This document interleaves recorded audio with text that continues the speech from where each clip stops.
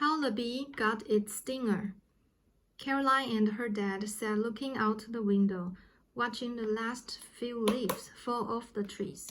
Inside, it felt snug and warm. "I'm glad it's getting colder," said Caroline. She pointed to the little red bump on her hand. "Now I can play outside without getting stung by a bee." Yesterday, Caroline was playing hopscotch at school. A bee flew out of the milkweed patch and stung her on the hand. It hurt a lot, and Caroline tried to be brave and not cry. She couldn't understand why a bee would sting her. After all, she wasn't bothering the bee.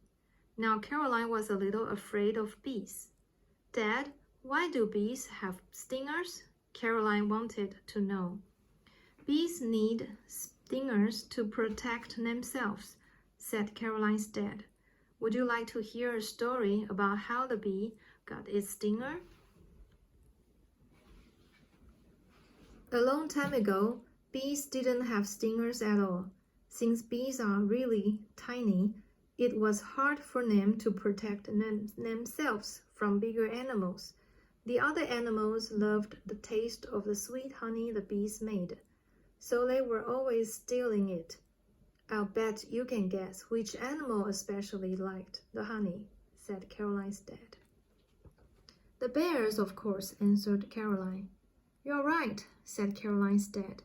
"The bees tried hanging their hives in the tops of the trees, but the bears were able to climb up and find them.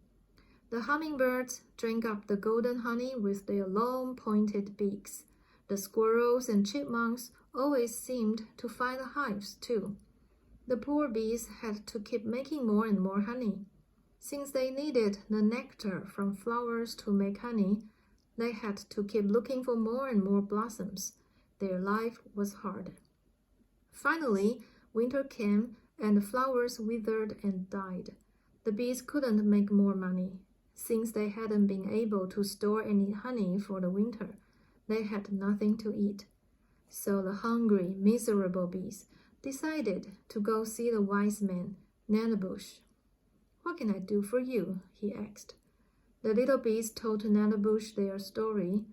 "Look at our little bodies and tiny wings," they said. One pair of bees flew around Nanabush. "We can't protect ourselves against strong animals like the bears." Nanabush listened and thought carefully about the bees' problem. Finally, he said, "You bees are a fine community, all working hard together. So I will give you something to help protect you from the other animals." "Can you guess what Nanabush gave them?" Caroline, Dad asked. "A stinger," she guessed.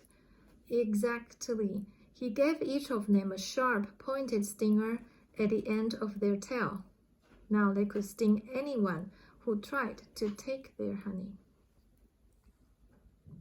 The squirrels, chipmunks, and birds learned their lesson quickly.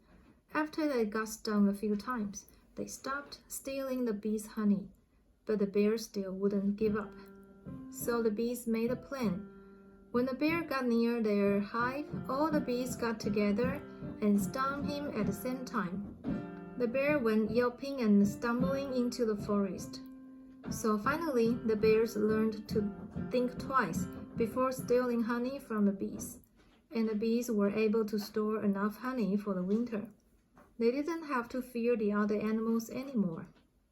"I get it," said Caroline. "I must have been near the beehive. That's why they stung me." "That makes sense," agreed Dad. As Caroline and her dad watched the first snowflakes gently fall from the sky, Caroline was relieved. She was glad the bees were able to protect themselves and store enough food for winter. And now that she knew to stay away from beehives, she didn't feel afraid of bees anymore.